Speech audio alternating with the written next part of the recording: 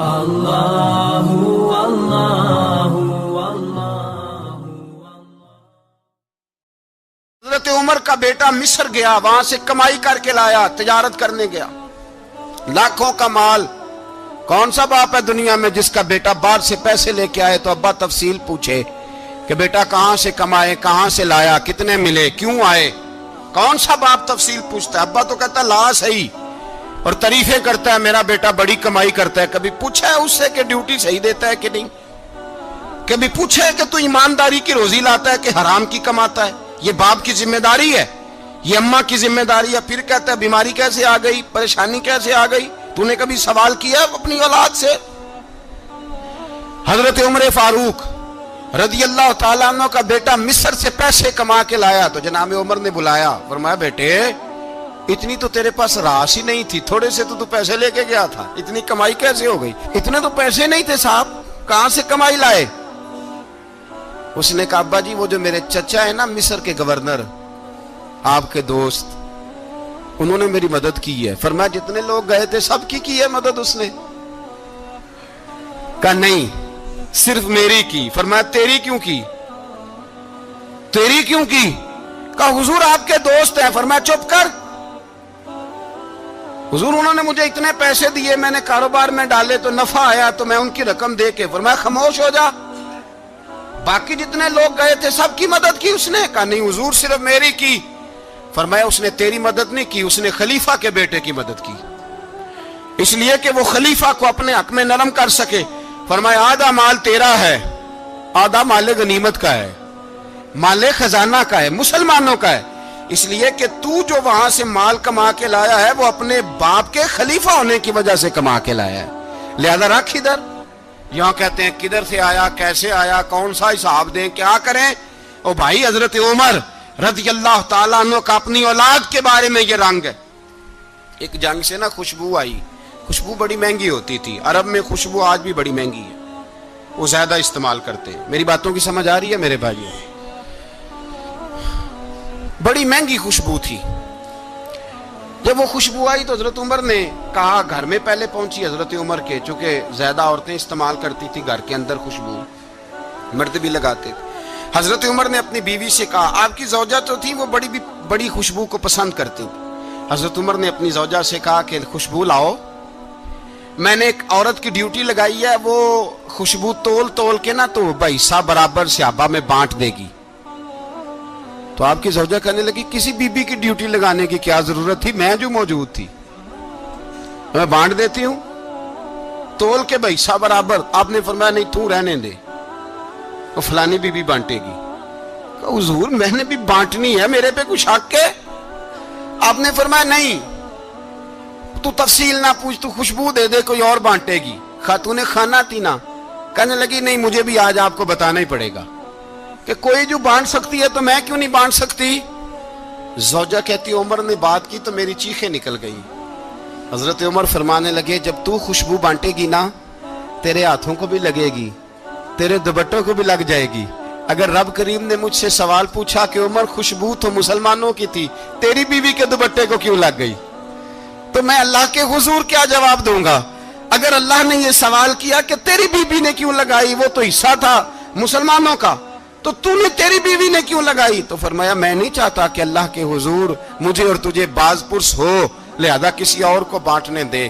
زوجہ روئی اور تڑپ کے کہنے لگی عمر مجھے لگتا ہے صبح قیامت بھی تیری بیوی ہونے کی وجہ سے اللہ مجھے جنت عطا فرما دے گا، تیری زوجہ ہونے کی برکت سے۔ بھائی یہ معیار رکھا، خدا کی قسم ایسا شخص تاریخ میں دوبارہ نہیں آیا۔ اتنا بڑا آدمی، اتنا بڑا شخص، اتنا بڑا آدمی، اور پھر رنگ یہ ہے کہ عمر 22 لاکھ مربع میل کا حکمران، 22 لاکھ، اور کھجور کے درخت کے نیچے مٹی کا ڈھیلا لے کے سو گئے ہیں، پرواہ کوئی نہیں، کوئی مسئلہ ہی نہیں۔ 2 غلام ساتھ بیٹھے تو ایک روٹی حضرت عمر نے گھر سے منگوائی، تھوڑا سا سرکہ، تو غلام کہنے لگے ہم نے بھی کھانی ہے۔ فرمایا کوئی حرج نہیں، روٹی کو پیٹ بھر کے کھانا ضروری تو نہیں، 3 حصوں میں بانٹ لیتے۔ ایک آدمی آیا ہوا تھا مصر کا رہنے والا ملنے کے لیے، اس نے پوچھا عمر کدھر ہے؟ تو کہا وہ ادھر جاؤ مسجد میں بیٹھے ہوں گے. اور واپس آیا تو کہنے لگا وہاں تو 3 غلام بیٹھے ہیں, ایک روٹی بانٹ بانٹ کے کھا رہے ہیں, لگتا ہے کئی دنوں سے روٹی نہیں ملی. کہا 3 غلام تو کوئی نہیں, وہاں 2 ہی تھے, تیسرے تو امیر المومنین تھے. اس نے کہا نہیں نہیں 3 غلام ہیں, کپڑے بھی ایک طرح کے پہنے ہوئے, بلکہ 2 کے تو پھر صحیح ہیں, تیسرے کے تو زیادہ ماڑے ہیں. کپڑے بھی ایک طرح کے, کھانا پینا بھی ایک طرح کا, اور ان کا نشست برخاست بھی ایک طرح کی ہے, لہذا کوئی فرق نہیں. حضرت ابو ہریرہ کہتے ہیں میں لے کے آیا, اور جناب عمر کو جب میں نے کچی زمین میں تامت سمیٹ بیٹھے دیکھا تو میں رو پڑا. میں نے اس مصر سے آنے والے کو کہا تو اس کے جلوے دیکھ, اگر اس کی ذات میں اتنا حسن ہے تو محمد عربی کا مقام کیا ہوگا. یہ مقام غور ہے, مقام غور. 10 محرم کو لوگ دیگے پکائیں گے نا, نہیں پکانی ہے, کوئی بول دے نہیں, ہاں نہ نہیں کر دے, پروگرام بدلیا تو نہیں دی عید کی کہ وہی کام شروع ہویا ہے لاسٹ ایٹ ہونے والا. کیوں جی, پکنی ہے نا دیکھیں 10 محرم کو انشاءاللہ تعالی, ہم بھی پکائیں گے انشاءاللہ, یہاں بھی پروگرام ہوگا. تو 10 محرم کو جو دیگ پکنی ہے تو ایسا نہیں ہو سکتا کہ 1 محرم کو حضرت عمر کے نام کی بھی کوئی پک جائے. اگر امام حسن حسین کے نام کی دیگیں پکیں تو جو امام حسن حسین سے پیار کرنے والے ہیں, جو امام حسن حسین سے, ہم لوگوں نے بھی عجیب رٹا اپنایا ہے نا, ہم لوگ بات کا ایک پہلو دیکھتے ہیں دوسرا نہیں دیکھتے. حضرت امام حسن اور حسین کو بھی نبی پاک نے شہید کہا, اور جناب عمر کو بھی رسول اللہ نے خود شہید فرمایا. فرمایا شہید ہے, خود فرمایا اپنی زبان سے کہ یہ شہید ہے, خود میرا عمر شہید ہے. تو ان کے نام کی دیگ نہیں پکنی چاہیے, اس طرف نہیں ہماری توجہ ہونی چاہیے. اور اہل بیت نبو, یہ بات میں پہلے بھی کرتا ہوں, آج پھر کرنا ضروری سمجھتا ہوں. اہل بیت کا پیار سن لو کان کھول کے, اہل بیت کا پیار اگر ہمیں کسی نے سکھایا ہے تو سیدنا عمر فاروق نے سکھایا ہے. اہل بیت نبوت کی محبت اگر کسی نے سکھائی ہے تو کس نے سکھائی ہے؟ بول کے بتائیے. حضرت عمر نے. اہل بیت کا پیار ہمیں حضرت عمر نے بول کر کے سکھایا ہے. بھائی یاد رکھیں, کسی کی طاقت نہیں تھی دم مارنے کی حضرت عمر کے سامنے, طاقت ہی نہیں تھی. کیسر و کسرا کانپ جاتے تھے, جرت ہی نہیں کرتے تھے حضرت. اور ہمارے تو تعلقات بڑے ہیں نا غیروں سے. حضرت ابو موسیٰ اشعری رضی اللہ تعالیٰ عنہ فرماتے ہیں میرا منشی سائی تھا, وہ کاتب کہتے تھے وہ لوگ, میرا حساب کتاب عیسائی تھا. تو فرماتے ہیں ایک دن میں نے وہ سارا حساب کتاب لین دین کے حضرت عمر کو دکھائے تو فرمانے لگے جس نے لکھے ہیں اس کو بلاؤ. کہنے لگے حضور مسجد نہیں آ سکتا. کیوں نہیں آ سکتا؟ کہنے لگے وہ عیسائی ہے. کہتے ہیں حضرت عمر جلال میں آ گئے. آپ فرمانے لگے جنہیں رب دور کرتا ہے تم کیوں قریب کرتے ہو؟ جنہیں اللہ دور کرتا ہے. فرمایا تم غیروں کو اگر عہدے دو گے تو اپنوں کا کیا بنے گا؟ اگر تم غیروں کو عہدے دو گے تو اپنوں کا. یہ سوچ ہے جو آج برما کے مسلمانوں کے لیے بھی ضروری ہے. کہا اگر تم غیروں کو عہدے دو گے تو اپنوں کا. ہم نے غیروں کو عہدے دیے تو دیکھا نا اپنے کس طرح کاٹے جا رہے ہیں. غیروں کو جو عہدے دے دیے یارانے سارے غیروں سے, روز دعویٰ ہوتا ہے چین ہمارا سجن ہے, چین ہمارا دوست ہے. او بھائی دوست ہے تو اس سے کہو نا کہ برما تو تمہاری ایک چھوٹی سی ریاست ہے, چین کے بغیر تو وہ سانس بھی نہیں لے سکتا. اس کو کہو نا اس حکومت پہ دباؤ ڈالے. لیکن ہم لوگوں نے غیروں کو عہدے دیے تو اپنے پس گئے. حضرت عمر کہتے تھے ذمی کا ہم ادب کریں گے, ذمی کافر کا ہم, ایسا کافر جو مسلمان ریاست کو قبول کرے, بدامنی نہ پھیلائے. ایک آدمی کو آپ نے دیکھا آنکھوں سے نابینا ہے اور بھیک مانگ رہا ہے, تو حضرت عمر کو نظر آ گیا. فرمایا کون ہو؟ اس نے کہا میں یہودی ہوں.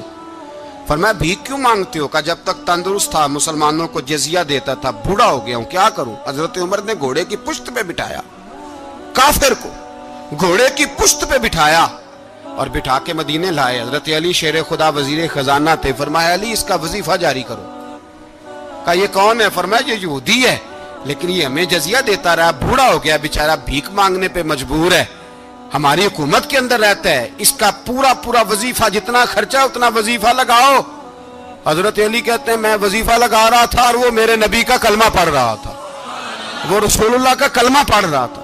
یہ مزاج, یہ نہیں کہ کافر. حضرت عمر نے گورنروں کو خط لکھے تھے کہ زبردستی کسی کو مسلمان نہیں کرنا, جہاں ان کی عبادت گاہیں بنی ہو گرانی نہیں, کوئی مندر کوئی گرجا ضائع نہیں کرنا. इस्लाम सबको जीने का मौका देता है, पर बेईमानों, जालिमों, बदजातो तुम्हें यह कहता है कि हम तुम्हें जीने का मौका देते, तुम भी मुसलमानों को जीने का मौका दो। ये जहां बसते हैं, जहां रहते हैं, इन्हें वहां जीने का मौका दो, इन्हें भी अल्लाह अकबर कहने का मौका दो, इन्हें भी कुरान पढ़ने का मौका दो, इन्हें भी रसूलुल्लाह पर दुरूद पढ़ने का मौका दो। हमारे मुल्क में ईसाई अपनी मर्जी से खुलेआम तबलीग करते हैं। यहां तो चैनल चलाए हैं ईसाइयों ने। किसी मजहबी जमात ने कभी जुलूस निकाला है कि ईसाइयों का चैनल बंद करो? बोले निकला है कि नहीं निकला? कितने जुल्म की बात है।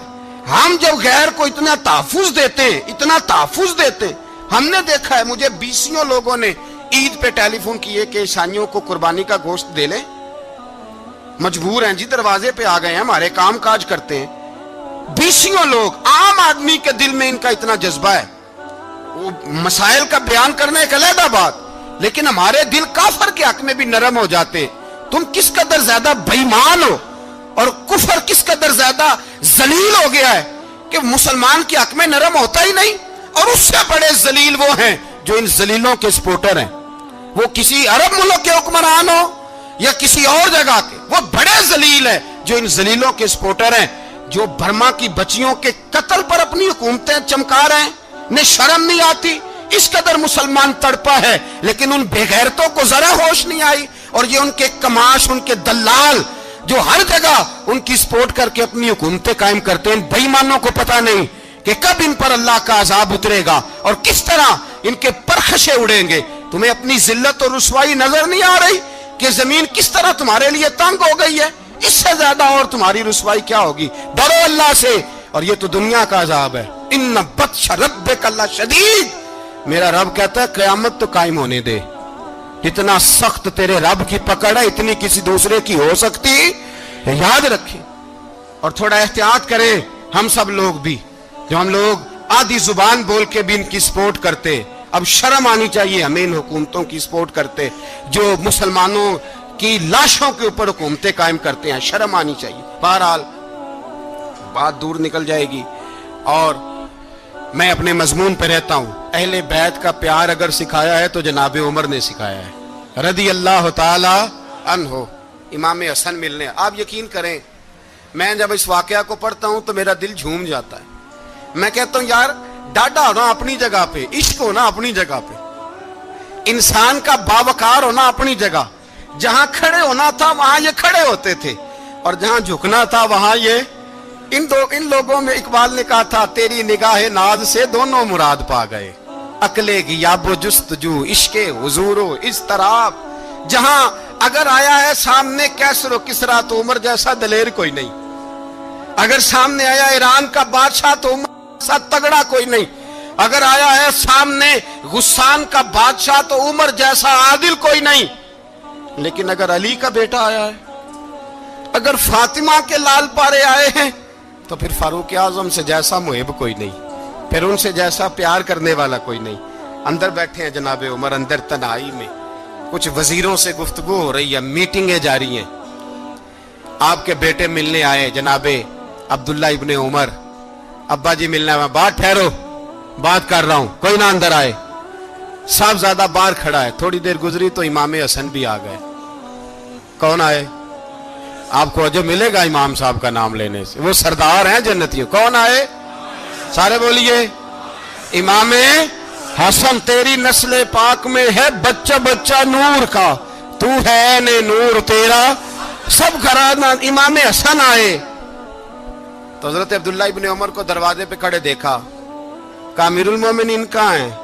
कहने लगे हजरत उमर के बेटे। कहने लगे वो अंदर बैठे, कुछ मीटिंग हो रही है और उन्होंने कहा कोई अंदर ना आए, लेकिन आप जाना चाहें तो चले जाएं, आप जाना चाहें तो, तेरी नस्ल पाक में है बच्चा बच्चा नूर, आप जाना चाहें तो चले जाएं। तो उन्होंने कहा जब आप बाहर खड़े हैं तो मुझे कोई इतना जरूरी काम नहीं, और अभी जोर की नमाज थोड़ी देर में होगी, मैं मस्जिद में मिल लूंगा अमीरुल मोमिनीन से।